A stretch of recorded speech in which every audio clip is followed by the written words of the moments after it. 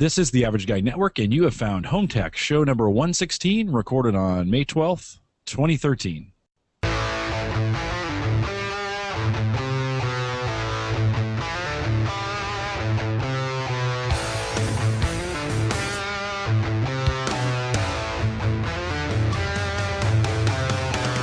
Here in Home Tech, we cover all your favorite tech gadgets that find their way into your home, news, reviews, product updates, and conversation, all for the Average Tech Guy. I'm your host, Jim Collison, broadcasting live from the AverageGuy.tv studios here in Bellevue, Nebraska, and we post the show with world-class show notes each week out at the AverageGuy.tv. If you have questions, comments, or contributions, you can contact the show via email. Just send that to me, podcast at theaverageguy.tv. You can find me on Twitter, just at J. Collison, or follow the show schedule, which a bunch of you did this week. I appreciate that, at the Average Guy TV, all one word.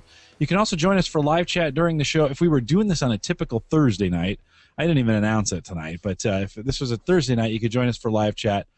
Just head over to theaverageguy.tv/live, and right next to the live stream window is chat. You can just log in and join us on a normal Thursday night, 8 p.m. Central, 9 Eastern, over at theaverageguy.tv/live. Well, we kind of have a weird show tonight. It's a Sunday night, and I've got my podcasting, my best podcasting friend in the world, Mike Howard, over there. Mike, how are you? I'm doing great. Having a great Mother's Day. Yeah, it is Mother's Day, and we're podcasting. We've snuck away from to do this. I was out on Thursday this week. We had a big wedding this weekend. Didn't get a chance to record Thursday night, and I've got some Drobo material from the Drobo Hangout that we did, and I was looking for some way to get it released, and the weekend kind of kept going on and on. I've been writing a bunch of blog posts, and so I contacted Mike and said, hey, can we do a quick 25, 30-minute podcast, and then I will append the Drobo audio onto the end of this podcast, and he said, yeah. So, Mike, I appreciate you doing that tonight. No problem, Jim. Well, Mike, we do have some really fresh, relevant material, and you spent the weekend kind of talking about this new setup that you have. And so if anyone follows us in Facebook or on Google+, they've probably seen this by now, but I wanted to be one of the first ones to podcast about it, and I thought I'd take this opportunity to do it. You have coined a new phrase, and we're going to say this. I've never heard this before, but it's called a Hangoutasaurus. Yes. Yeah, you've got one built there in the Nav, or in the JPEG Raw studios. I do, and it is a takeoff of Leo Laporte's Skypeosaurus. I didn't come up with the Asaurus part all on my own, so I did take that. But it is basically based on what he did with Skype. I'm doing with Hangouts. So his Skypeosaurus was 4 or 5 different machines that all fed into one TriCaster, and then broadcast live out through his network. What's the Hangoutasaurus look like? Well, and what I understand about the Skypeosaurus, and I'm definitely not an expert on it, but what I understand was each computer would call one person. So if you ever done a hangout with multiple people in it, a Skype call, I should say, with multiple people in it, there's issues having one person full screen, or it not having a video for one person or something like that. So there's issues if you have a multi-call Skype. So what he did is have one computer call one person. So if you need to have 4 people on the show, he'd have 4 computers calling, and that combination, whether he ran it through a TriCaster or whatever he ran it through, he called the Skypeosaurus. That, any of us can do that, but there is cost to that, and I didn't fully understand, how do I get video back? So and if I call you on Skype, we can see each other. When I call another person on another computer, I can have another webcam where they can see me, but how do I have them see you? So that issue that I was running into, unless you have a TriCaster, which I'm not going to buy one unless the show makes a lot of money. Big bucks, no whammies. Yeah, that seemed like a hurdle I didn't want to battle to try to overcome. And we have actually moved to using Google Plus Hangouts a long time ago, maybe back show 40, somewhere around there, and I've been very pleased with it, with a couple of exceptions. One is, as it switches from one person to the next, as you're talking, the person who's on the big screen, instead of the thumbnails down below, that person switches as somebody talks, which is a good and bad. It's good that the next person comes up as they're talking, but the bad is that there's a lot of times there's a a few seconds there, 1 to 2 seconds or more sometimes, where the person's blurry as it brings up the quality of that call. The other thing is, if I wanted to show, like I've done with our past show, with our just past week, I want to show the guest as, let's say, the majority of the image. She takes up maybe 2/3 of the screen, or she or he, and then Tim and I, Tim is my co-host, and maybe even a third person, are smaller thumbnails to the right, but bigger than what you see down below in a Google Hangout. So by having multiple computers being on the Hangout, I can have each one locked on one person, so that way their video is always at the highest quality that I can get. It's still internet, so it's not going to be HD. Google Hangouts are I think 480p, but I can lock on that, and I can choose who is the bigger image, who's the smaller thumbnails, and I have a lot more control over how I want to do that. Now, I should mention that I'm doing all this using Wirecast. That is the capability where I can grab video from multiple computers using software called Wirecast, which is like, I guess, cheap man's TriCaster. Yeah. How many PCs do you have in going at the same time for a typical podcast that you're doing then? Let's see if I can share my screen so I can show you. Hold on. And having a little bit of trouble here. Yeah, sometimes it takes twice to get that. There you go. So I typically have. It depends on how many people are going to be on there. So my video for me, I can have on I can capture one of my actual webcams. So that's actually going to be pretty good quality. Then I have one of them, which if you're looking at this photo, you see my nice folding chair. I got all this equipment in a nice folding chair. There's a bigger screen right in the middle. That bigger screen and the one to the right of it is connected to the computer to the far right. Then there's 2 other screens there. One of those is one where I have the main guest connected, the one to the immediate left of the center. And so I'd capture the guest there. Then the one to the far left is where I'd capture Tim, and he would be there connected to another computer. The thing with Wirecast, what you're using is something called Desktop Presenter. It can only grab one section of one computer at a time. So you can have 4 monitors connected to the computer, but Desktop Presenter can only run once and only capture one section of the screen. It can capture a full screen or part of a screen, but not multiple parts. So once per PC instance, in other words? Yes. One per desktop, right? One per desktop. So if you, actually that computer that's to the left of my desk is running 2 virtual machines in addition to its normal self, and I am capturing websites and I think a slideshow.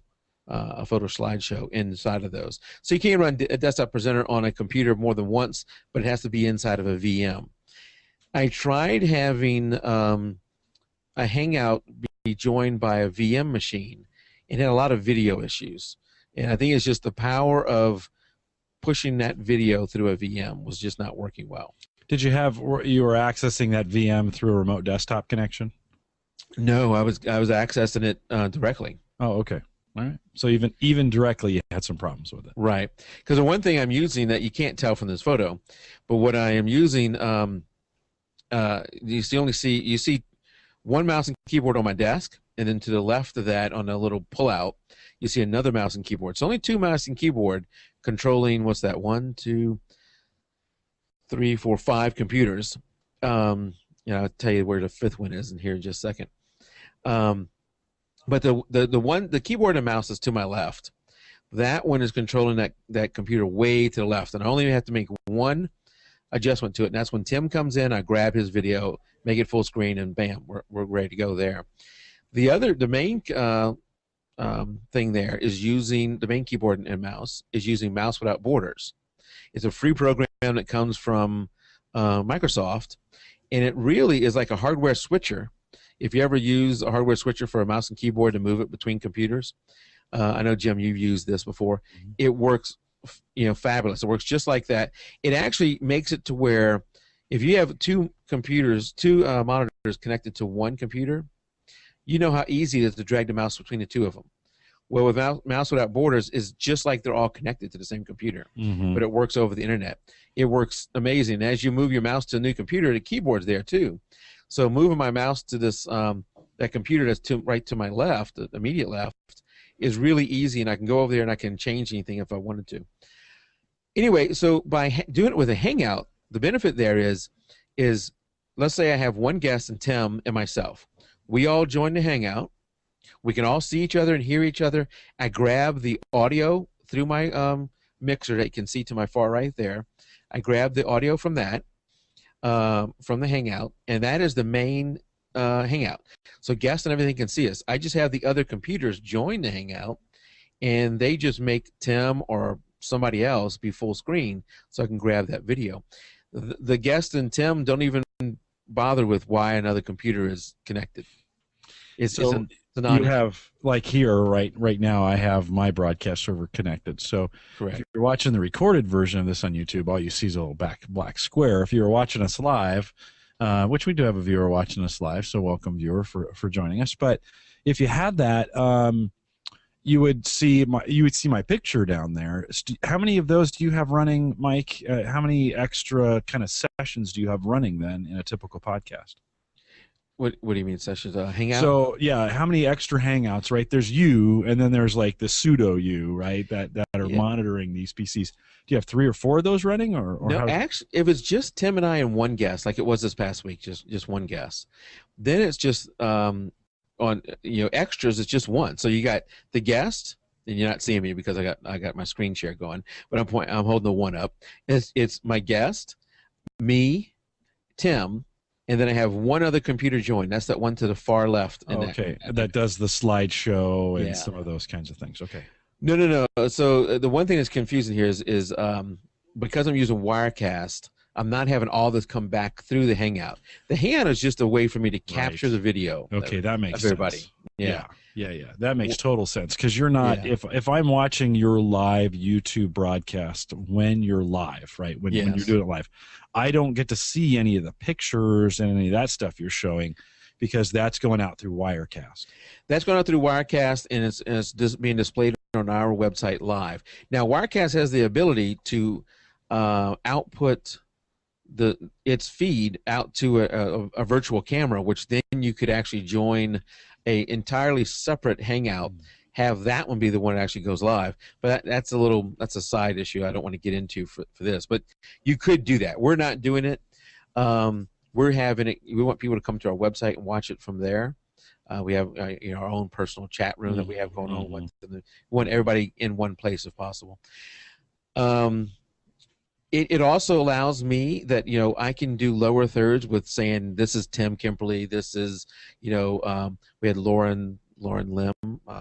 I shouldn't say her name if I don't know the last name, but we had Lauren on. I could have those things below their video because now by doing this I've actually got a separate video feed in effect for each person who's in the Hangout, and I can treat them any way I want through Wirecast. Now I could, let's say I want to switch back and just go to normal. Because I'm using Wirecast, I can just go back to the computer that's to my immediate left, unclick the guest, because I would have the guest highlighted there so they're always on top.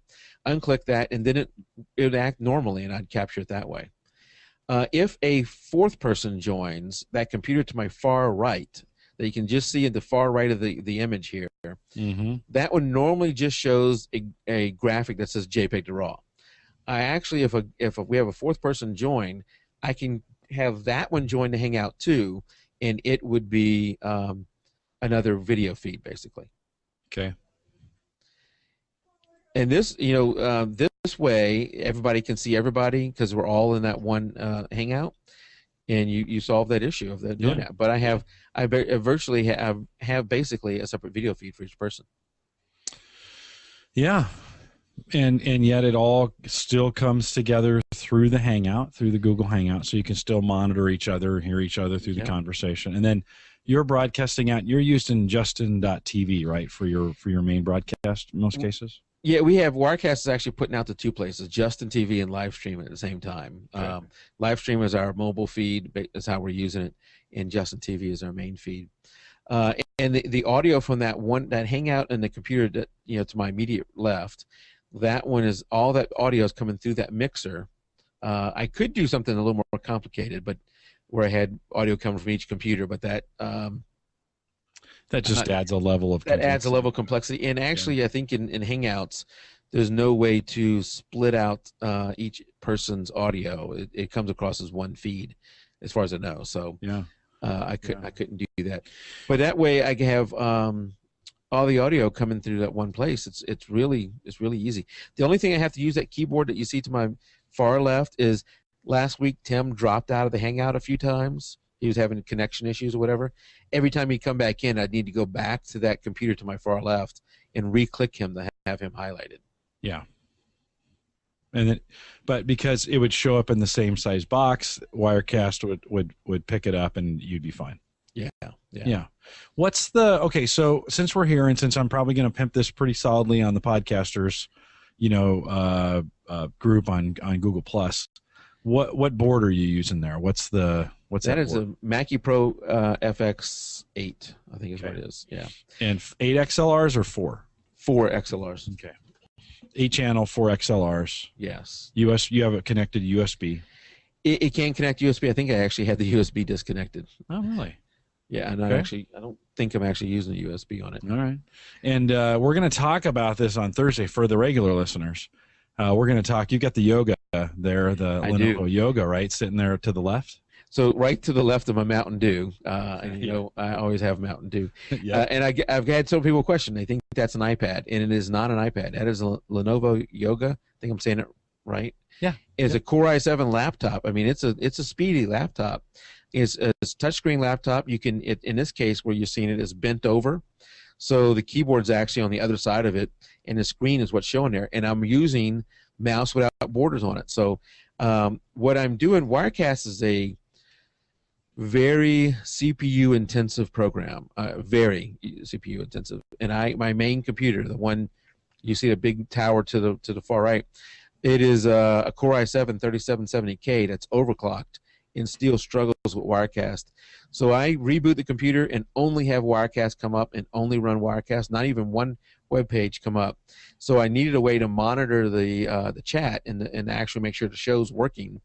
So I'm using that laptop as to monitor chat and interact with chat for our live feed, because we do all our shows live. So what I do whenever, since it's running mouse without borders, all I have to do is move my mouse over and bam, I'm on that laptop, and I can type in there and then move back as needed. It works pretty good.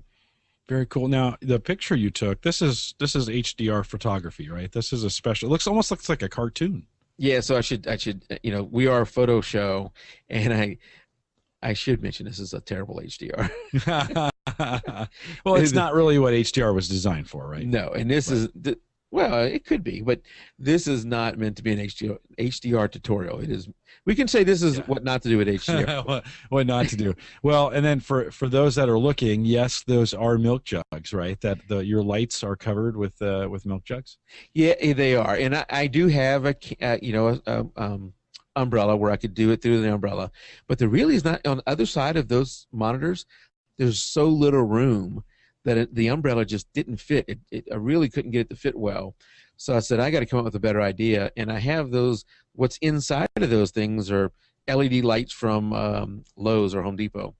And they put out no heat. They put out quite a bit of light, though. It's pretty bright. So I needed something to diffuse those lights.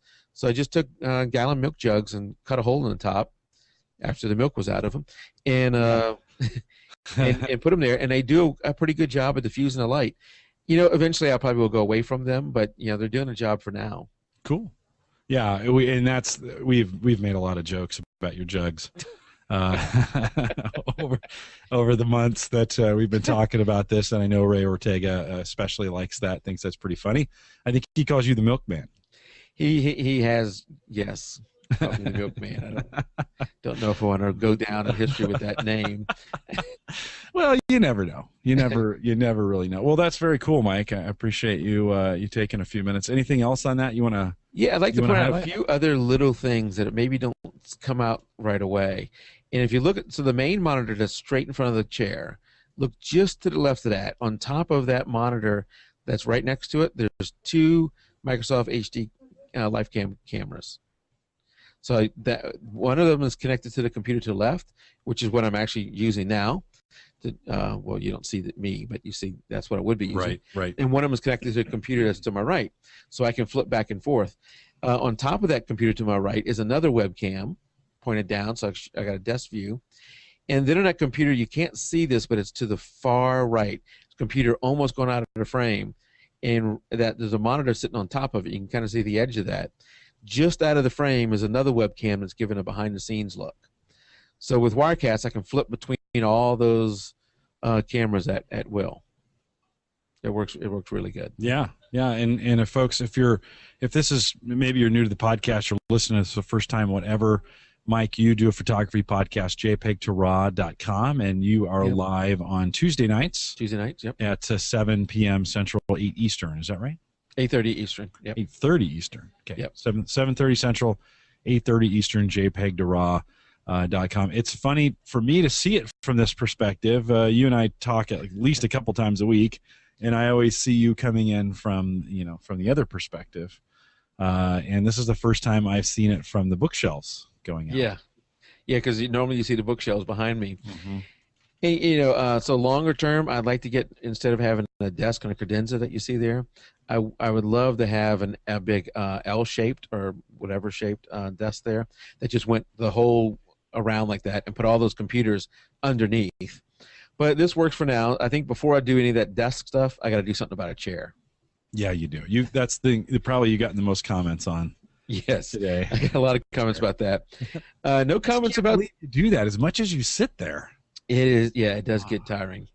No comments about the do, and I should mention that to the far left, right, almost going out of camera, you can't even see it's really there unless you really look. You can see the edge of my little refrigerator, which is where all the dew comes from. Right. Yeah, you keep that in there. There is also on the desk right next to the monitor that's turned vertical, or in the portrait. In portrait mode. There's my little Roland sound recorder. What is that? Whatever version it is. The R. Is it 5? Yeah, the R05. Yeah. Yeah. Yeah. And are you recording to that? Yeah, I do. I record. Wirecast, of course, records audio and video, but I also record audio through the mixer, to that Roland. Yeah. I have the Tascam D07 D something DR no DT something 07 that I got a couple years back, $100, and my son just came over this weekend, borrowed it. He's going to do some live recording, and they're going to connect that to the camera. They've got a I should know. I think it's a Nikon. Are you Nikon or a Canon guy? I'm Nikon. Yeah. You're a Nikon. I think is it 3000 D3000. Yep. D3000.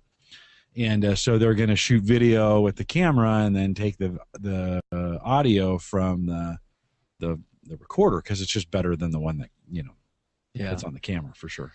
I like having it just as a backup. Obviously it's only audio, so our show is really concentrated on video too.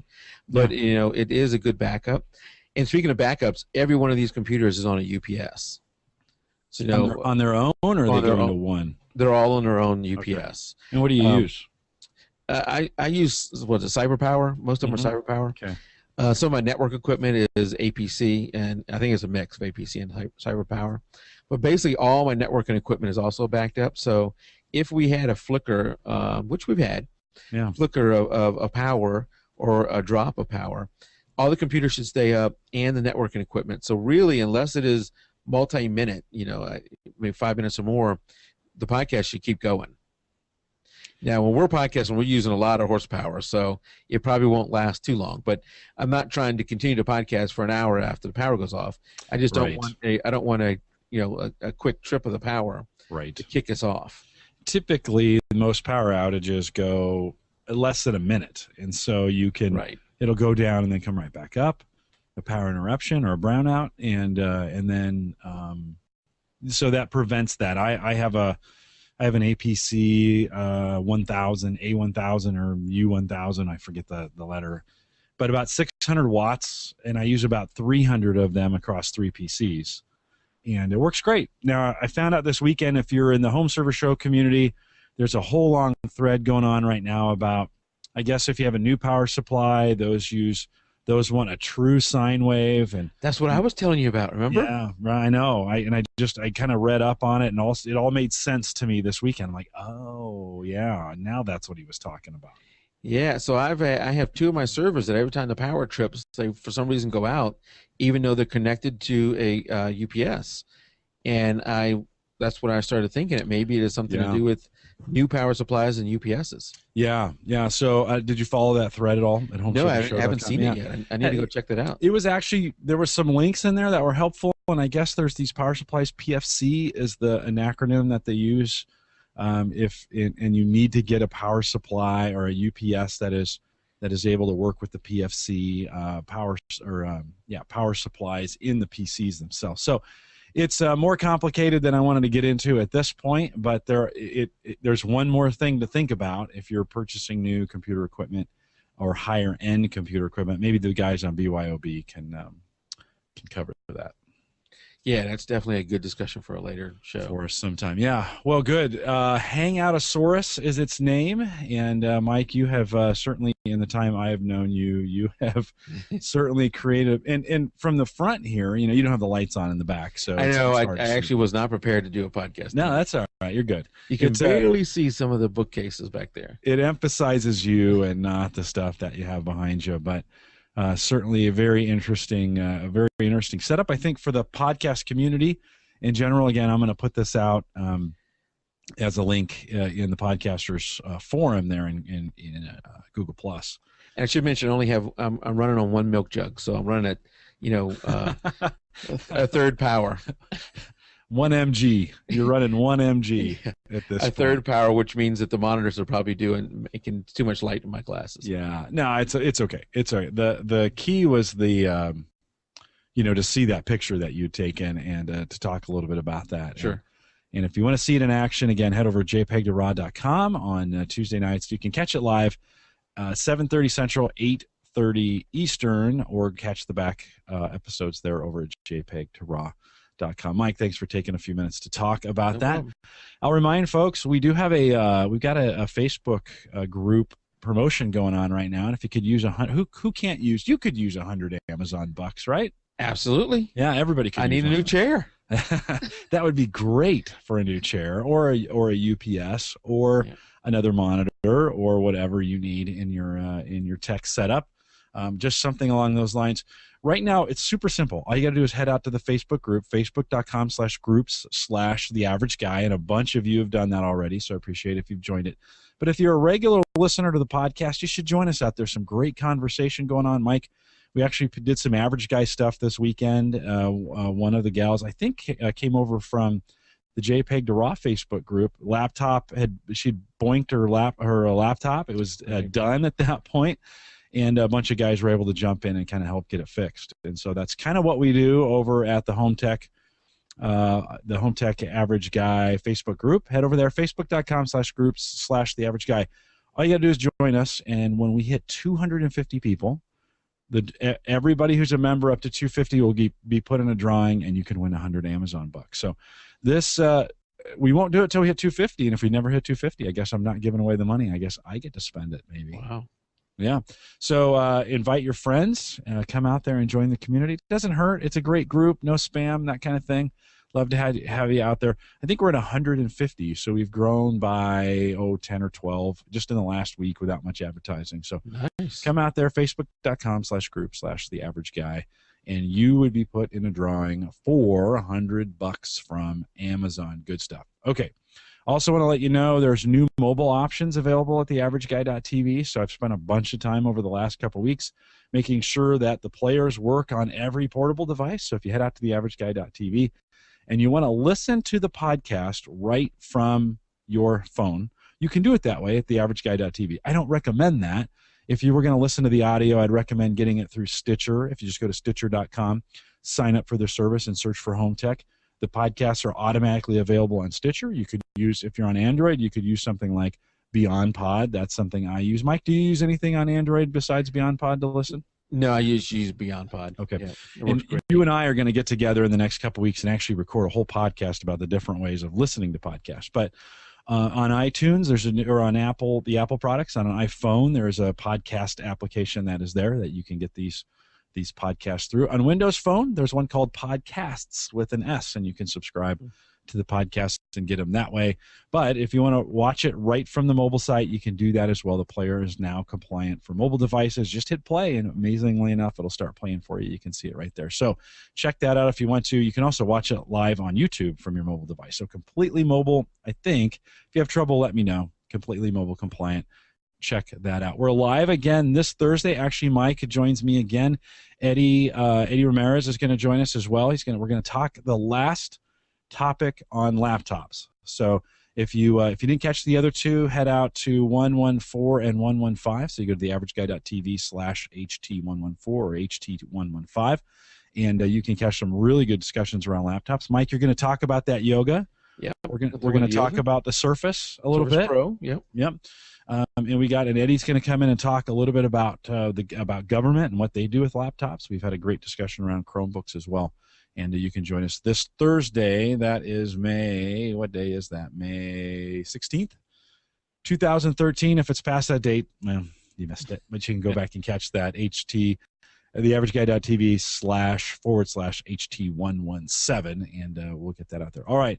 We're going to cut in right now. We had an opportunity. Cali Lewis came into town about 2 weeks ago. We did a Drobo meetup, and Mario Blandini from Drobo was there as well. I got to get a bunch of interviews in. Some of the folks, actually some of the listeners are in there. I got to interview my family in the process. I didn't interview Cali, though, in that video is coming a little bit later. You got interviewed by her. Yes. Yeah, I did. So hopefully that'll come out sometime soon. But Mike, we'll roll that audio now, and when that's done, we'll just call it a podcast. So Mike, thanks for coming on again, and everybody have a great week. You bet. Okay, we're here at the Drobo. We're here with Cali Lewis at the Drobo Meetup here at Omaha, basement of Upstream. I'm here with Dennis. Dennis, tell me who you are, where you're from. Give the listeners some idea of all that stuff. I'm Dennis Halling. I live in Lincoln, so I'm real close to Jim. Finally got to meet him. Listened to him forever. I got a version 1 with almost 10 terabytes of storage in it right now. 10 terabytes? Yeah. Nice. Nicely done. 3 2 terabytes, another 2 terabyte external, another 1 terabyte external, and the 500 that came with it. Is that on version 1? Version 1, EX470. So a little bit of a spider configuration like I used to have, right? So you got some drives internal, then you got some USB drives hanging off the back. And I used to have an eSATA enclosure with 8 terabytes on it that I've moved. Oh, who made that enclosure? Sans Digital. Okay. So, and I moved it. It's upstairs now, connected to a computer that I built to play around with that's running 2012 Essentials. All right. In a test mode, or are you actually using that? I'm using it with my movies to rip our Blu-ray and DVD collection. Right now I got 8 terabytes hanging off of it. It's full. Wow. And I got another enclosure coming with 3 terabyte red drives for another 12 terabytes, and I'll probably fill that up. You know, there's been a lot of discussion in the forums recently about red drives versus green drives. Any consideration when you were ordering those that you went red instead of green? I went red because the original enclosure is greens. I tried to put it into a RAID 5 using the Rocket RAID 622 card, and it would always drop drives as soon as I started to rip to it. Really? Yeah, so right now it's setting in Sans Digital's JBOD configuration, which is not really JBOD because the computer sees it as one big drive. But doing that, I was able to rip to it. So right now that's going to have 20 terabytes on it, probably be Holy full. moly. Have you thought about the Norco 420 at all? Thought about it, but the problem here is my movies will not work with an extender to play Blu-rays or DVDs out, and that's my eventual goal. So I'm using 2012 Essentials to rip them all, and then I'm going to move the 622 card and the 2 enclosures over to my HTPC that sits in the living room, that will then play to all the extenders. So you'll watch those direct then? Yeah. Okay, so version 1 is on a 470. Yep. You've got 2012 Essentials running on... It's running on an i5 with an ASRock board, a Z78. And, plenty of power there? How much RAM? 16 gigs, because I designed this originally to play with VMs. Okay, yeah, many of us have. So I was running 2008 till I got around to deciding I wanted to do all this ripping, and that's when I put 2012 on it. And I was running a Windows 8, Windows 7, a 2011 kind of in test mode on that using VMs originally. So that was kind of nice. Yeah, very cool. A great way to do it, a very valid configuration for it. Let me ask you this, from a drive extender standpoint, then it sounds like you've just decided to go RAID and get around drive extender? I'm going RAID in this case because I didn't want to have to put StableBit onto the HTPC, but that was the option I was thinking of, especially once I get my V1 finally dies. I will definitely be going to, I'm not sure if it's going to be 2011 or 2012, because I want the HTPC to be able to send the recordings down to the Windows Home server. So I'm almost going to have to go 2011, but I'll go StableBit at that point, I think. Okay, and you're keeping recorded TV as well as rip movies, right? Yeah, I got that version 1's probably got almost 4 terabytes of recorded TV sitting on it. Wow, that's a lot of commercials. I like to keep. Well, a lot of it was before I got my Seton card. I was using Dragon Global's to skip and cut them out. Okay, all right. But once I went to the Seton card, and I'm with Time Warner, unfortunately, so everything's marked copy once. Yeah. So a little bit of a hang-up on that one, right? That's a little bit of a problem, yeah, yes. a little bit. So let's talk about your RAID configuration. So you're telling me you're just going to pull that RAID card out of the one box, move all those drives in the RAID card over to the other, to your HTPC? That's what my plan is right now. And you're not worried about that not working over there at all? Since they're both external boxes, it shouldn't be a problem. Okay. Because the RAID is going to stay totally configured in the external box, so don't have to worry about drives being flipped around or anything like that. So I'm hopeful that I won't have a problem. Yeah, okay. All right, good enough. You know me, I'm the Drobo guy and not the RAID guy, and I take a lot of heat for that, though. Tonight, or let me ask you this before, how long have you been listening to the Home Server Show? I've been listening for a good 4 years now. Okay, so a while. Fan of Zadler or not a fan of Zadler? When I first listened to the Home Server Show, this is going to be kind of funny, but I listened my first time and said, that Canadian guy's crazy, never mind, I don't want to listen anymore. Skipped a while, went back to it, and started really listening to it and went, I like him. Yeah, I like John a lot. We've got John coming on the Home Tech podcast every once in a while now. We really like having him on. Let me ask you this: as you look ahead in the future, anything that you're working on right now that you're looking forward to around the and let's just say call it the Windows Server 2012 Essentials. Can't call it Home Server anymore. Anything you're looking forward to? I'm going to play with teaming NICs. I think that's going to be fun. Right now in this box, I got a dual Intel card along with the NIC that's on board. So. Okay, yeah, I've had a lot of questions recently. As I've been reading the chat, I've seen a lot of that the NIC configurations, teaming, that kind of stuff. So maybe that's the next wave of stuff that we'll cover. I think it'll be nice. It'll hopefully speed things up, but right now I'm going to a little 4-port switch that has a single line downstairs to my main 16-port switch, so I ain't even going to try because no pipe between the two. Yeah, for sure. Are you involved in the forums? How do we find you there?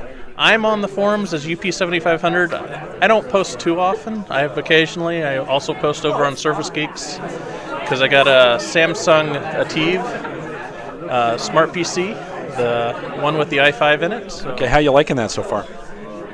The only thing I don't like is the size, mainly because I'm one of these people, the more pixels, The larger the screen, the happier I am. All right. 11.5 inches is a little on the small side. It is. I've got a small HP DM1Z, same size screen. It can be a little small at times, though. It's very light and portable and compact. How are you liking Windows 8 so far?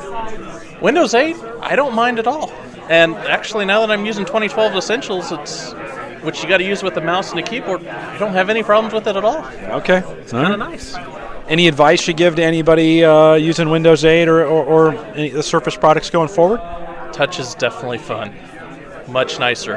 All right, yeah, no, absolutely. You know what I find myself wanting? I don't have a touch screen, but I find myself wanting to touch that screen all the time now that I don't have it. Well, I can tell you a story about that. I work with locomotives, and we got computers that the techs use to sign things off and work scopes and stuff. And so I've been involved with touch screens for 10 years now, and it's always so much better. Yeah, it really is, isn't it? Especially on a laptop where I'm not a touchpad person. I can't stand them. I want a mouse or a touchscreen. Either one works good for me. Very cool. Hey, out of all these Drobos, are you a Drobo guy? You got a Drobo at home? No, I don't. I've thought about it. The Mini definitely looks interesting with the 4 bays and the MSATA in it. Yeah, and they've got some good stuff over there for folks that are here tonight. Of course, Drobo's got the whole spread out there. We're here with Cali Lewis. Dennis, thanks for doing the interview with us. Thanks for coming out. Great to meet you. I always love to come out and meet the listeners. It's always good to meet them in person. Thanks for coming out. Thanks, Jim. Good to talk to you. Okay. All right, I'm here. I'm back again at the Drobo Meetup here in Omaha. I found another listener. Tell me who you are, where you're from, and what you do. Greg Gerke. I'm here in Omaha and system administrator. All right. System administrator for what? Unix servers. Some kicking it old school? Well, yeah. Of course you're kicking it old school. Real computers. Tell me, how long have you been listening to Home Server Show? Year and a half. Okay. So not too long, but quite a while. So maybe back to episode, do you remember the first episode that you listened to? I know. Tell me what you got at home from a home server. What's your setup? What have you got there? What are you using for storage? I've got a Synology 1512, 5 3 terabyte drives. And you were getting that last time we met at another Drobo meetup here in town. You were just getting that Synology, right? Yeah, I just got it over Christmas. I had a Drobo, but I gave it to my nephew for a present for him. So which Drobo was that? Gen 2. Okay. And how's that gone so far? I think he's doing okay with it. He seems to enjoy it. Seems to be okay. Did you give him any drives with it when it went away? A couple of small ones, a couple terabytes maybe, something. Okay. Enough to get him started. Yeah, enough to have him start the fun.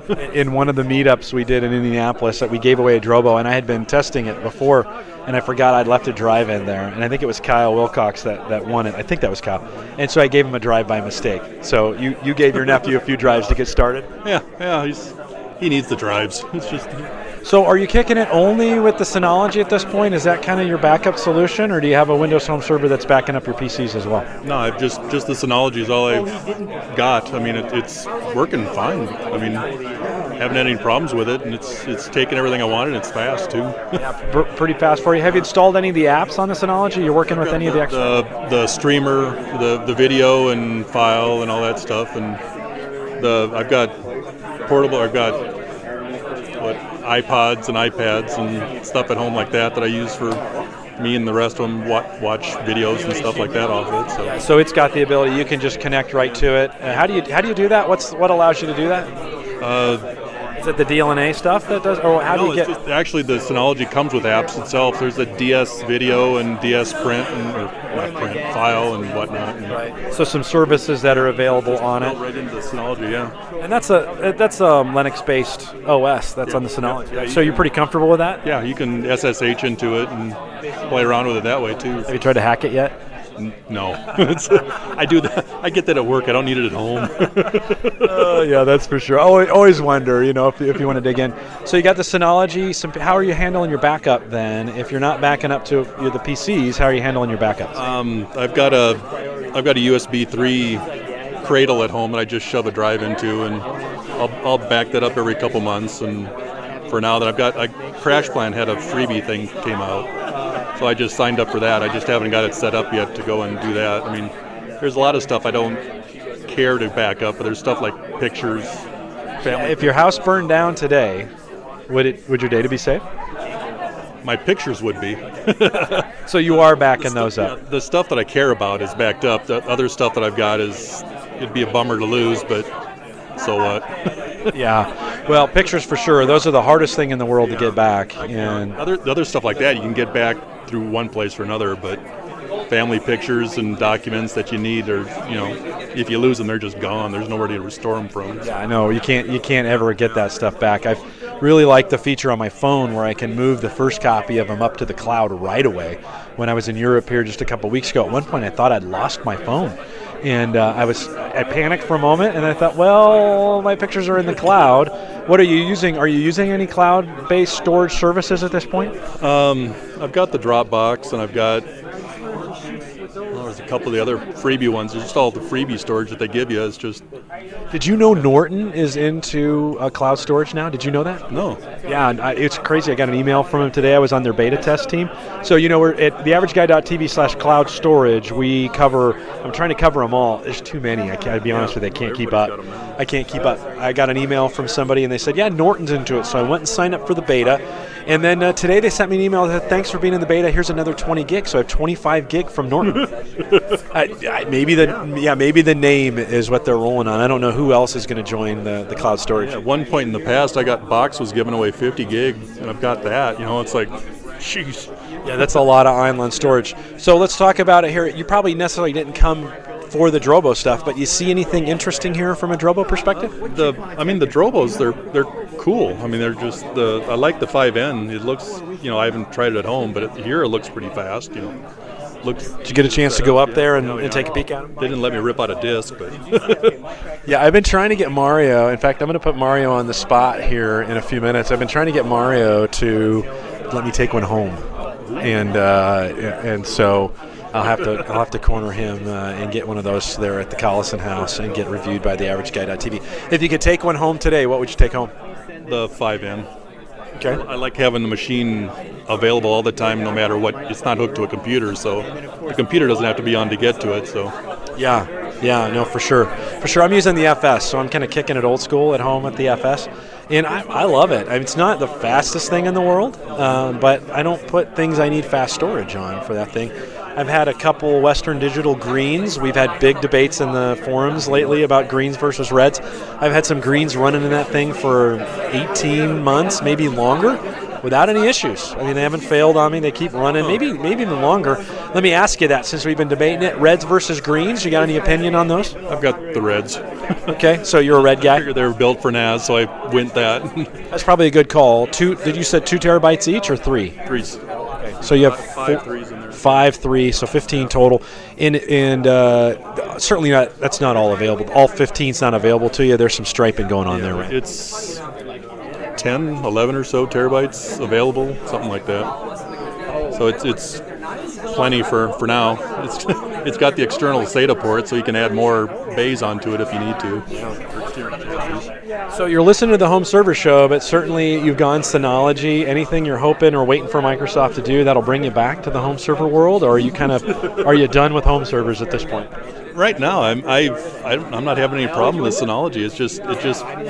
It just works. I haven't had a drive fail yet, so I can't say how it's working from that side. Well, Dave will be happy to hear that.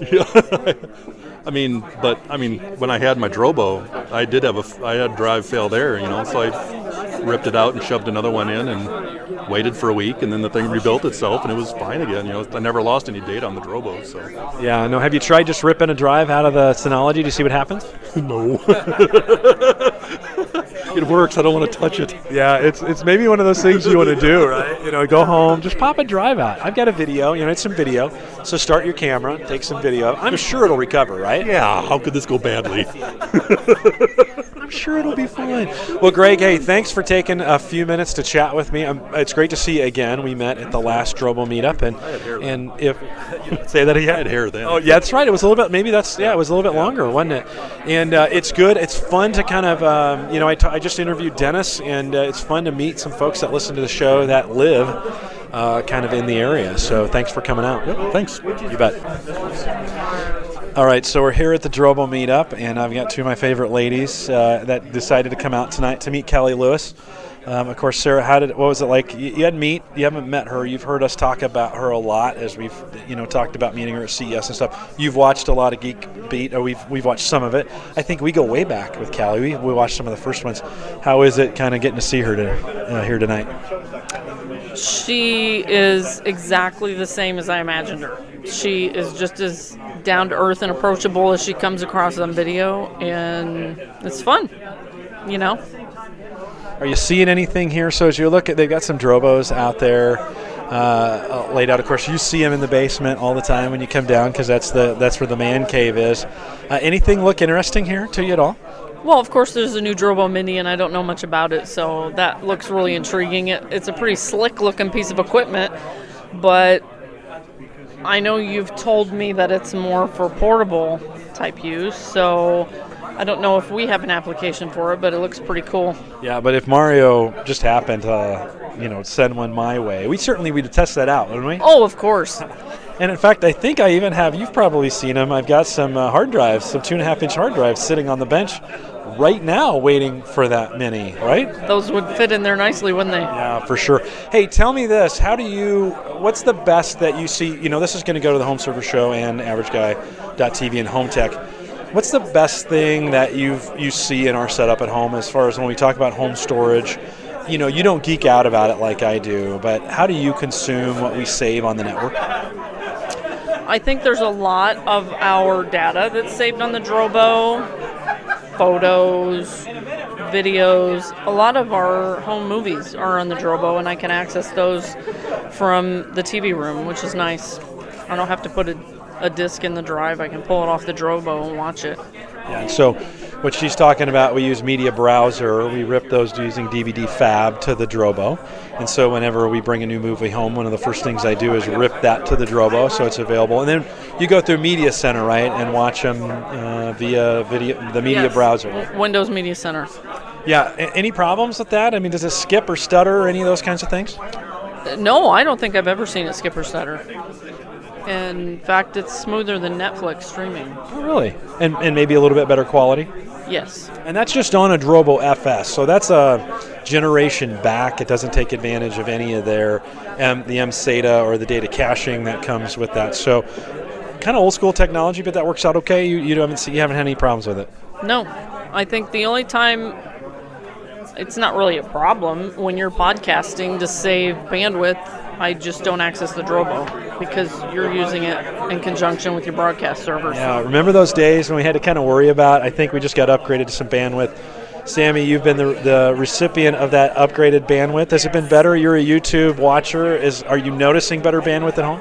Yeah, the videos are loading faster and I can watch higher quality videos without it skipping or stuttering or the audio going faster than the video. It's just a lot better. It's just working out now, and we really don't even need to be worried anymore about me broadcasting and you guys streaming movies. Let me ask you this. I always had this dream that I would create this home server and then I would create your folders with your names on it and you guys would use those things. You never really did. How come you don't really store much on the home network? I think it's just something about I haven't been aware of the Drobo that much, but I haven't been saving a lot of things on my computer, but I think with my writing now, I might start saving it onto the Drobo. A lot of it goes on my blog, so it's safe on the internet, but I think that might be a better option for the things that don't get posted on the internet, so that way they are safe. So what about your music? I mean, where do you keep that? On iTunes and on my iPod. On your iPod. So when you need music, when you need new music, how do you get a hold of that? I either buy it on iTunes or on the Amazon cloud where the family stores it. Yeah, so we kind of have a family account, right, that we use. And then, so you're not too worried about the music because we always have access to it on the cloud, right? We've moved away from music storage locally. That's all in the Amazon cloud. So you don't worry about that, right? Nope, don't worry about it at all. So what do you think? You're here this is maybe your first tech kind of, right, geek? I mean, you're kind of a girl geek. What do you think? I think it's fun. How was it to meet Cali Lewis? It was fun. I like her. Yeah, and you're going to get a chance. I think she's going to interview you guys here a little bit later, right? Ooh, fun. Yeah, so you guys, she'll have you on. Cool. Well, thanks for coming out. It's great to have you guys. Typically, I do these things alone, And it's probably kind of weird to watch me walk around and talk to all these people, isn't it? No, maybe not. So, okay. So if you could have one tech thing different in the house as it stands today. So one thing different that you're kind of hoping for in the future, what would it be? Give you a second to think about that. One thing different. What would you do differently, Sarah? A better media PC. Oh, really? Okay, so you don't like, we have Windows 7 Media Center and just a regular PC. How better? What do you want differently about it? Just a more stable PC. It's an older PC, and sometimes the DVD drive doesn't work very well. It goes to sleep even though we tell it not to. What about the Xbox? Can we just replace it with an Xbox? I don't like watching movies and TV on the Xbox. There's a volume issue. Okay, all right. So PC works better for that. Yes. It's a more stable, what we sound geeks call gain structure. The difference between playing a video game on the Xbox and playing a movie or TV through Media Center, you have to turn the volume way up or down between applications, and it's really frustrating. And the gap is much closer when you're dealing with the PC. Okay. All right, Sammy. One technology thing. You're 14, right? What are you hoping for? I don't know. I'm gonna get the new quote unquote laptop soon, so that's exciting. Hopefully I won't have to worry about it as much since my laptop is older. It's about 2 years old now, and I kind of want something that's a little bit more reliable almost, and something that is bigger and a little faster maybe. Yeah. So good. Well, we got to get that done. We got to get that out to her. All right. Well, I thought it'd be fun to interview you guys, so thanks for jumping on. All right, we're back at the Drobo Meetup, and tell me who you are and what you do for Drobo. Sure, my name is Sam. I'm a Tier 1 tech support agent here at Drobo in Omaha, Nebraska. So I troubleshoot Drobos all day. How long have you been with Drobo? About a year and a half. Oh, cool. Pretty cool. So you've seen a lot then. If you've been there a year and a half, you've seen a lot of the problems that come through the tech support center. Definitely. Tell me a little bit about what's the most common thing that you see coming through these days? Most common thing is customers who don't necessarily know how computers work. I mean, we talk to a lot of customers who are more photographers, videographers. They spend a lot of time with data, but they don't necessarily know how computers work per se directly. So they usually have friends, family who know more about it than they do. So they get a Drobo. It's an easy way to store data. It's a safe place to store data. The biggest thing we're concerned about here at Tech Support is, do you have two copies at the same time? Because you only have one copy. Fire, flood, act of God, your data becomes inaccessible, your business could be down for a couple of days. And, that's bad news for you, bad news for us, because we try to get you back up and running as soon as possible. But, think about it. It's zeros and ones written to, hard drive platters, thousands, millions of them. If you don't have two copies of it, how important is your data to you? Right, that's an excellent point. A lot of the podcasting we do is around home server storage, backup, those kinds of things.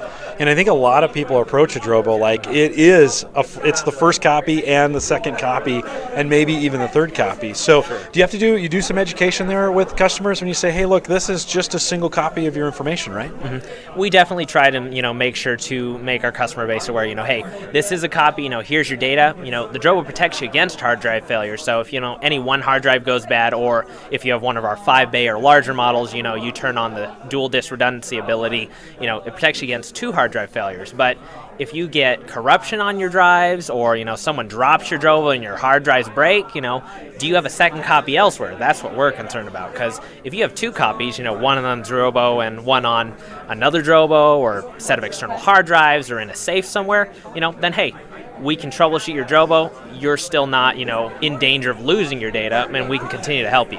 Yeah. What's the weirdest support call? I always think about somebody jamming a peanut butter and jelly sandwich into the Drobo, right? I would think that would be pretty weird. What's kind of this without with customer confidentiality in mind? Sure. What's the weirdest thing you've seen? Weirdest thing I have seen at Drobo. Probably the weirdest thing was, unfortunately, I spoke with a customer who she didn't know a whole lot about computers, and unfortunately, when her first computer was set up, apparently her son had helped her set it up. He'd set up Time Machine to back up to the Drobo. No big deal. It was working fine. At some point, her old computer broke, so she got a new computer. She assumed just plugging the Drobo into the computer, it automatically back up. Unfortunately, Drobo is a storage device. It's not, an autonomous RAID configuration that just tells the your computer, I want these files backed up. So with this customer, she had assumed her computer was backed up 4 or 5 months in a row. But she'd just been plugging her Drobo in and off the computer, so So the storage was available to her, but it had not been backing up like the old computer had. Correct. Yeah, just because Time Machine hadn't been set up. There is some user setup involved. If you're gonna back up data to a Drobo, copy data to a Drobo, there's some manual clicking of let's open Time Machine. Time Machine preferences. Okay, this is the Drobo. We want to back up Time Machine to it. Start the backups. Okay, so you're here in Omaha, right? I mean, this is you guys are a local company. You're here doing the support right out of Omaha. How long have you been in the Omaha area? I've been in Omaha about 4 years. I've been with Drobo about 1.5 years, as I said earlier. So I've enjoyed it pretty well. It's the Midwest, very nice people. The weather's a little weird, but Yeah, it is a little strange. We actually have it was 80 yesterday, 70 today. It's going to be 40 tomorrow. Yeah. That cold front's coming through tonight. So yeah, that's welcome to Omaha, but a great place. So I think that's one thing I think that's great about Drobo technical support. It's right here in the United States. What kind of hours or how do you guys operate as far as support hours go? Sure. So, I personally am in the office, 5 days a week, about 8 to 4:30 in the afternoon, Central Standard Time. We do have agents in the office from 8 a.m. to 8 p.m. on Sundays, and then Monday through Thursdays, our hours are 8 to 9, 8 in the morning to 9 p.m. Central Standard Time. Fridays and Saturdays, we actually have 1 or 2 agents in the office until 2 a.m. Fridays and Saturdays. That way, for customers who have servers that they have to reboot in the middle of the night, we have agents in there to be able to help them at that time. And what happens if I call and it's not during those hours? Your call should be transferred over to the European line, which is our 24/7 support there. Otherwise, we do have our European and Singapore support numbers listed on our Drobo site. That way, if you call support and we're not in there, we do have other agents around the world who can help. Oh, good. So they can pick up in their local time zone and help somebody in the middle of the night. Correct, yeah. Okay, very cool.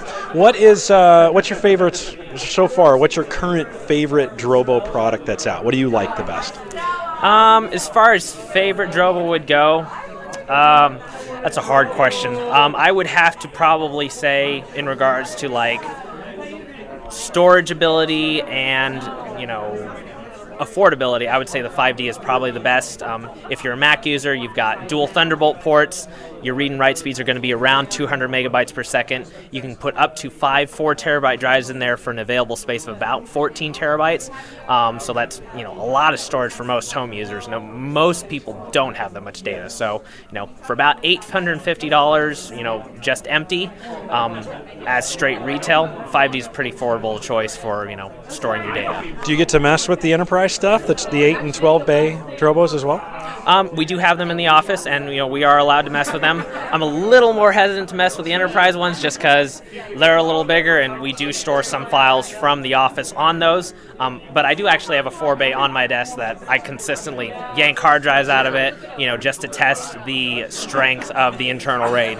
It's never let me down. Yeah, I've had good luck with mine. I've pulled those drives from time to time. In fact, one time we went to a meetup, and I pulled the drives right before I left and put them back in the meetup, and they came right back up. So from that standpoint, I've always had good luck with that. Do you oftentimes find the problem is sometimes failure in the hard drives that you guys things you can't control on your end? Well, the biggest thing we tell customers in regards to hard drives is hard drives will fail eventually. You can get a bad set of drives. I had one customer, he bought a brand new, either it was an 800i or a Pro. He bought 8 drives with it. 6 of the 8 hard drives are bad out of the box. Could have been UPS dropped them, when they shipped them. Could be they were just a bad run. I'm not sure. But, hard drives will fail eventually. You got spinning parts with zeros and ones written to magnetic platters. What can you do? In regards to whether the drives fail most of the time or it's more user error, it happens on both ends. You do have drives that fail catastrophically at the same time, so we tell customers, how important is your data? You've got, different levels of drives. So you've got your green drives, which are kind of more desktop performant, lower end, user level drives. So they're cheaper quality. They're not going to last as long, but they're more affordable. You got your middle class drives, which are more performance level, Western Digital Blacks, Seagate Barracudas, and then the Hitachi Death Star drives. Those are kind of your mid-grade drives. fairly affordable. They're a little more expensive than the greens, but they'll stand a little more workload, a little more usage. If you want to go all the way up to business class units, like on the 8 bays and higher, we only ask that customers use enterprise level drives, just because you're pounding those things 24/7, pushing data to it constantly. Those drives need to be able to take that workload, because you're in an enterprise environment and your drives fail, your data's down, so. Yeah. Last question. Big debate in our community going on about red versus green on the Western Digital side. You have any opinions on that, especially in the world of storage? Maybe not just Drobo, but you see a lot of storage. Some of the guys say greens are okay. Some folks say they'd only use red. Any opinion? In regards to reds versus greens, green drives are the lowest end of the drive spectrum. Reds are better than greens because they do have a few enterprise level aspects to them in regards to green. Like greens, they're just regular 5,900 RPM drives. They don't have the time-limited error recovery like the enterprise level drives do. Reds do. Western Digital Reds have the time-limited error recovery, which allows you to make sure that if a drive spins down and then for some reason, Drobo prompts it to spin back up, that red, drive has that time-limited error recovery that allows it to spin back up without failing. Green drives, they tend to fail because sometimes, you'll have a set of them. One of those drives, due to a mechanical issue, it just isn't responding on time. The Drobo says, I can't use this drive anymore. So greens versus red all the way. All right. Well, we'll end it on that. Thanks for taking a few minutes to be a part of the meetup. Great to meet you, and thanks for coming on. Totally. You have a good day. Thank you. All right. We're back here at the Drobo Meetup, and tell me who you are and what you do for Drobo. I'm Sky. I'm a Tier 2 support agent, as well as solutions architect, as well as forum admin. I wear several hats. And how long have you been at Drobo? Almost 5 years. Okay, so a while, right? I mean, you've been around a long time in that space. Correct. So what you're famous for right now, though, is that you do all the online demos, right? Not all of them. I share them with Kyle, one of my coworkers, but But the two of you do, and tell me a little about what you guys are trying to do with these demos.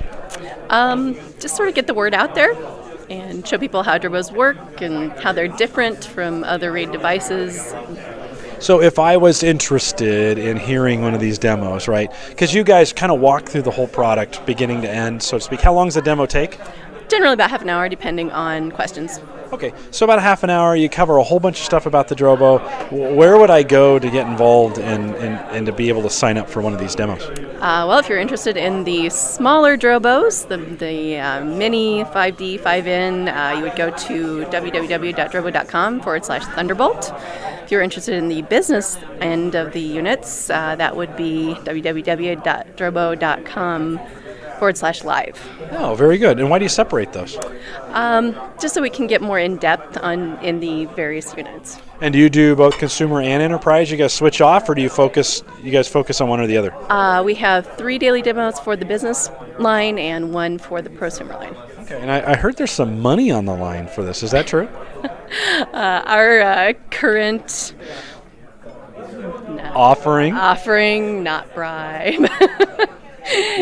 Yeah, your current bribe. $10 gift card. Yeah, very For cool. attending a demo. Just coming in the demo, and I've actually done that. Maybe I shouldn't admit that, but I actually did that. I wanted to see what you guys were doing, so I joined one of the demos, and I got the gift card for Amazon, and it worked out just fine. Tell me a little bit about the things. What's your favorite stuff about the Drobo? You cover it all the time. You've been in the company a long time. What's your favorite things about a Drobo? Ease of use. It's Do you have one at home? Yes, I do. And what do you have? I have a B800i. That's the 8 bay, right? Correct. Yeah, and why that? Do you have that much storage, or do you have it just so that you get really good at it? iTunes library. Really, that big? Oh, it's not full, but How many drives do you have? You have all 8 full?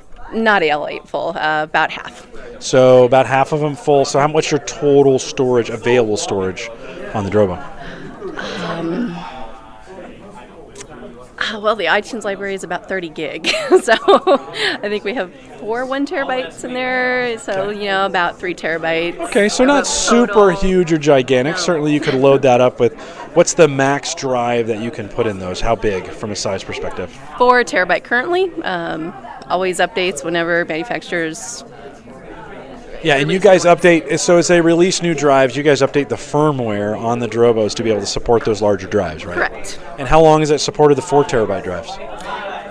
Well, pretty much since they came out, maybe a week or two after.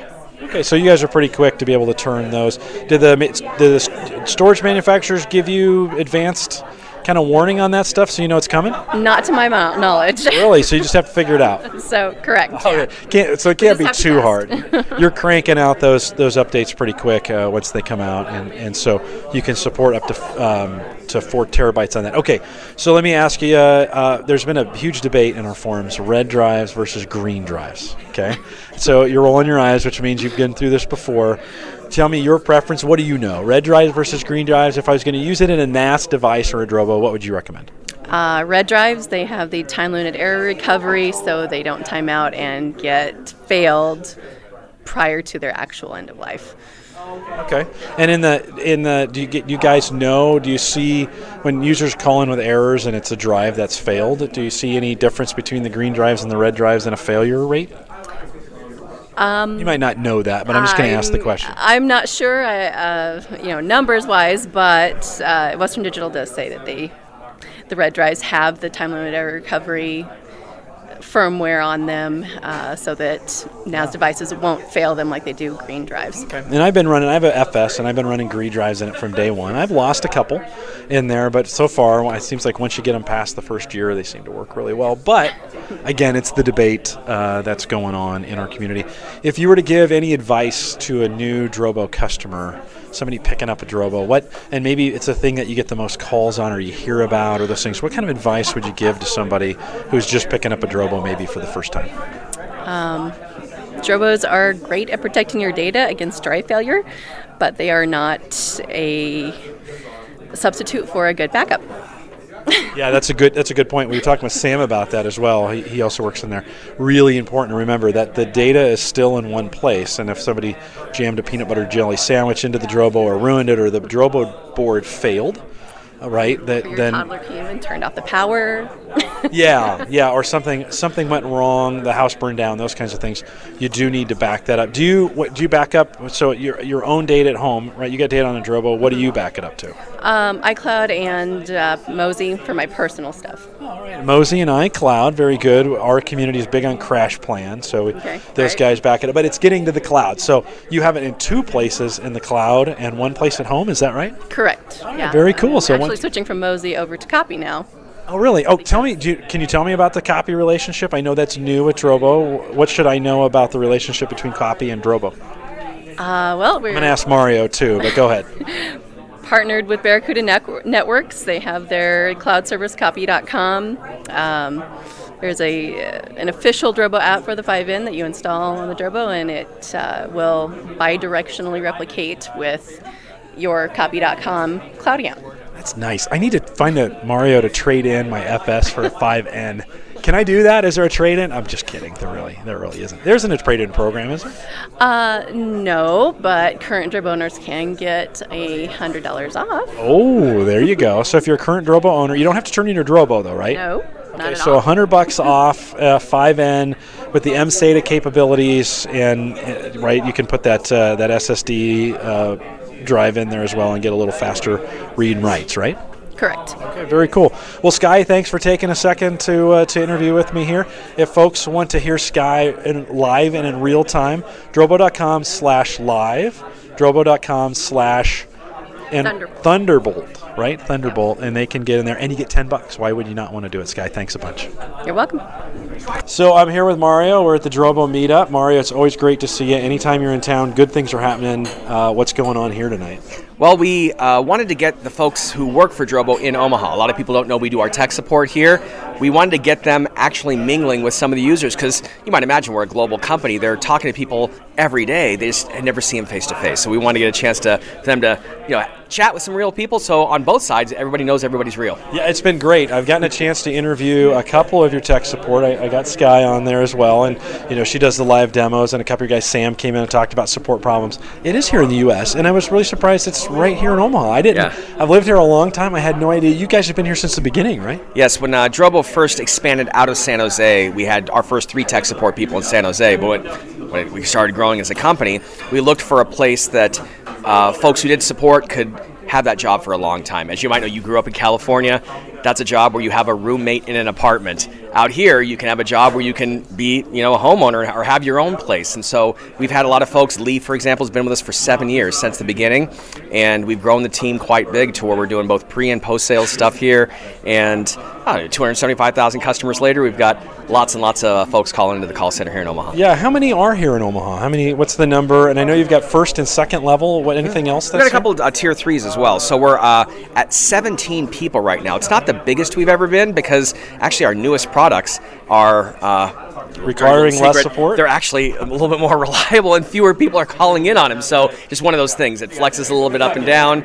But yeah, we have a very strong team here. We like to say that we're a 100-person company, even though only 85 of us are in San Jose or other parts of the world. With this, add the 17 here in Omaha, and we're over 100. Yeah, no, that's great. And being I almost consider myself an Omaha native. I've been here for 20 years now. Love what's going on IT-wise here in Omaha. Actually met some folks that I know from the community here, which was great. So thanks for hosting the event and doing this. This was great to have you here. It was great to have Cali Lewis out. Yeah. And that's been dynamite. That's for I brought my wife and my daughter. It's great for them as well. You guys have a new relationship with copy.com, yeah, right, that I want you to get to talk about a little bit. Kind of fill in for me what you guys are doing with them. Sure. Well, everyone's asking us, what am I going to do with cloud? Because while they know they need a Drobo for massive amounts of easy-to-use local storage, you'd like to get some of that stuff off-site. Some people will do some peer-to-peer backup with something like a crash plan.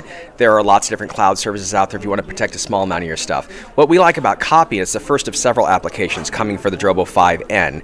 It's an application written by Barracuda, which you as an IT guy might know them as being a security company. And while Dropbox is a great service, if you're a company, you may not be really comfortable with company data going up on someplace like a Dropbox. They've had a few security concerns, just a few, right? There you go. So we like Dropbox too, don't get us wrong, but we were approached by the guys from Copy because they were looking for a partner that had really easy-to-use storage, and it's a great marriage where you get a good amount of free. If you want to sign up for a little bit more if you're a business or even a personal user, you can get more storage from them, and the agent works in a way that synchronizes data from the Drobo up to the cloud, and conversely, if you take a picture with your Android or iOS device and it syncs to the cloud automatically, it'll then sync from the cloud back to the Drobo. Oh, very nice. So I have a copy.com account. I think they were giving 50 gig away. That's pretty cool. That's pretty good. Yeah, so at the consumer level, I think I got 50 gig. I think that's what's there. So you're telling me if I install the copy.com app on my Android phone, right, and I have a Drobo with the copy.com app installed, right? There's and what's the process to get that installed on my Drobo now? Your personal product isn't yet upgraded, but once it is, I'm sure you'll get there one of these days. Is the FS going to get upgraded? Yeah, well, meaning you have to go to our Drobo 5N. Our Drobo, when you're on a Drobo 5N platform, in Drobo dashboard, there's a Drobo apps little link on the left-hand side. Click on that, and all the apps available in our app store, for lack of a better term. You're not supposed to use app store, but the available applications are there. It's one click away from installing it, one click away from configuring it. Anything that's available there is there. And it's actually free to use. You do have a small fee for the iOS device or the Android app from the App Store, but the Drobo part of it's free. And the premise being that the number one capture device, I'm talking into a device right now that's writing to an SD card, I imagine. But a lot of these applications, the future is going to write straight over the cloud, whether it's a picture, audio, or anything like that. You want that asset back at your home device by the time you get home, and that happens automatically with an application like that. So as a Drobo user, do I get a certain amount of data free with them? Yeah, one of the things was we were giving away the 50 gig if you jumped on that pretty early. Really, the application is really meant to facilitate synchronizing up to the cloud for offsite backup and then back down for the local copy for anything you capture while you're out remote. Yeah, no, that's great. That'd be great because I'd love to try that out. So it sounds to me like I'm going to have to go into a 5N to get that done. I'm on the FS. I'm going to have to upgrade to a 5N, right? Yeah, one of the things is they're actually, it's our hottest seller. Amazon had on the 8th of April a sale where they were giving everybody $100 off. So we really, once we get caught up with manufacturing enough of them, I think we might start offering a couple other discounts out there to other people. But yes, the newer product, it's a fantastic upgrade. Multi-core ARM processor architecture.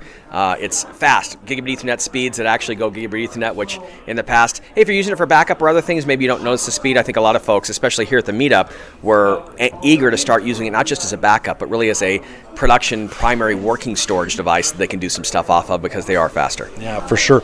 Tell me a little bit about the Mini. How is that done? That's out there. Who's buying that right at this point? Interestingly enough, we have a sign here talking about the guys from National Geographic. The roaming professional photographer, it's a part of the tool bag now, because if they're spending $10,000, $15,000 just to travel to a site to take some pictures, they want to be for darn sure that they're going to copy it onto a device that's protected from hard drive failure. So that tends to be popular with those guys, and they can power it up. It runs off, cigarette lighter sort of electricity. We can't make it bus powered. There's 4 hard drives in there, so it can't quite get bus powered off of your laptop, as an example. But it'd be great if that was USB, if you could.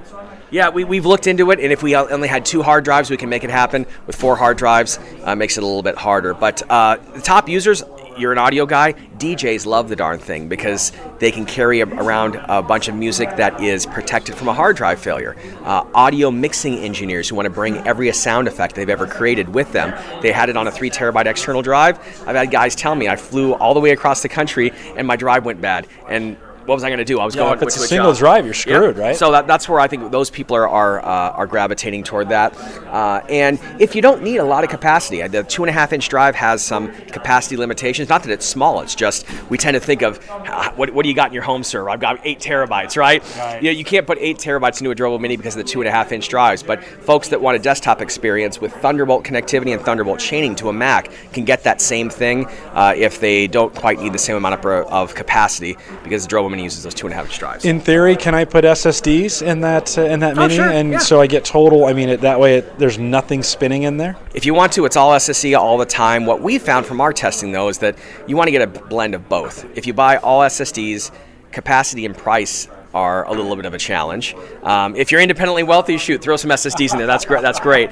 What most people will do is they'll put 3 or 4 spinning disks in there, but we have a slot on the bottom for an mSATA SSD. It's about half the size of a credit card, and they're really not that expensive. $50, $60, prices $70. come down on those a lot. You can put that into the Drobo, and then you get automatic hot data caching, so that any of the transactionally hot IOs. We manage the temperature profiles of all the IOs. If you're running a database, for example, all that metadata is going to live on the SSD because it's frequently accessed. You're going to get a great acceleration and the best of both capacity and performance by mixing the SSD with the hard drives. People would rather go that less expensive route and not sacrifice the capacity versus putting the SSDs in the front. Okay, well, you know us, right? You know our community. You've been hanging around us for a while. You know that question's going to come up. Can I slap some SSDs in there? And then they're going to call you the $. I can see it right now in your forums. Just a never-ending string of $signs.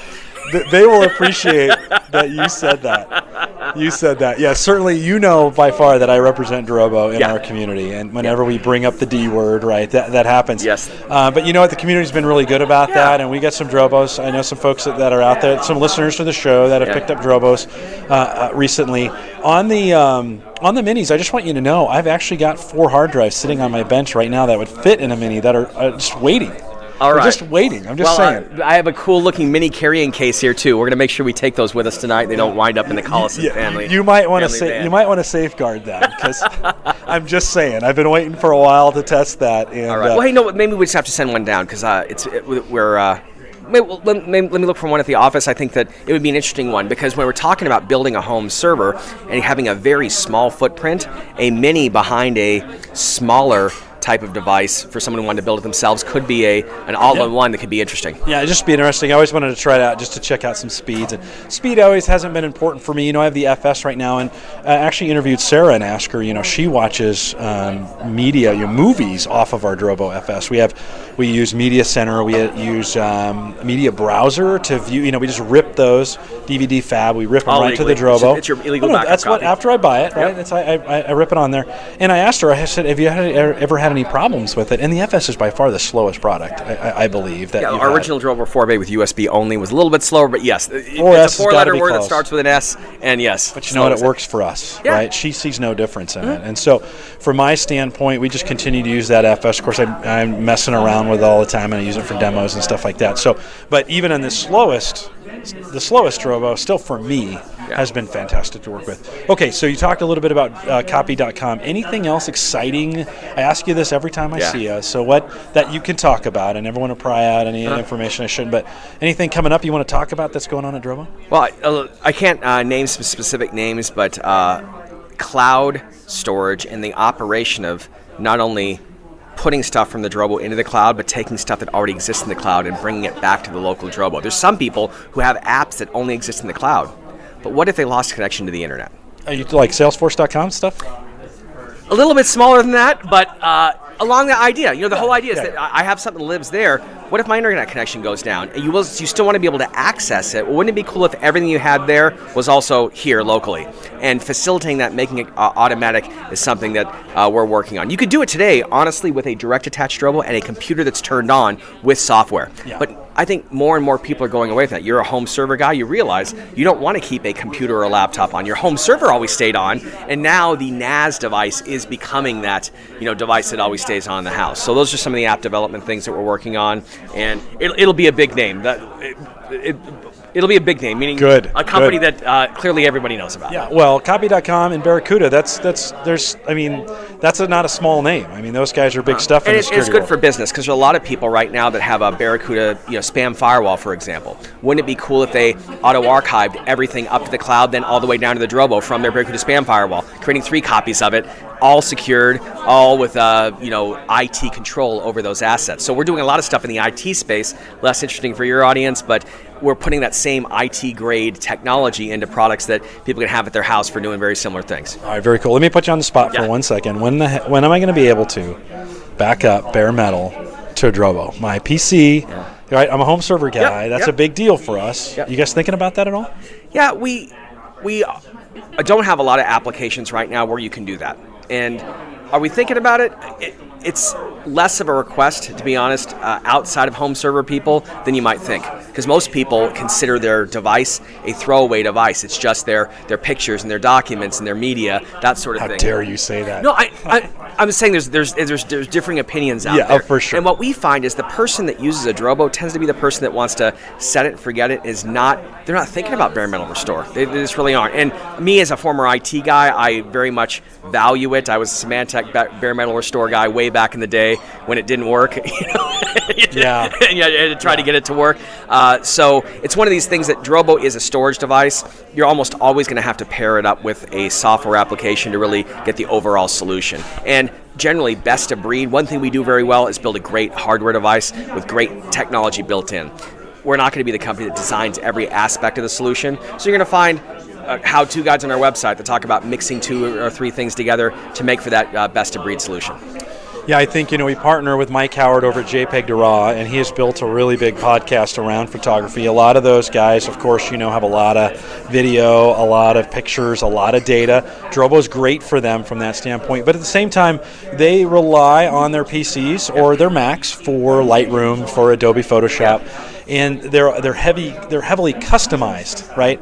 And so when their hard drive fails at the local level, boy, they want to get that back fast. Yeah. So that's why we always ask that question, because there is a segment of power users in both PC and the Mac world that would be nice just to be able, like the home server, which has gone away for the most part.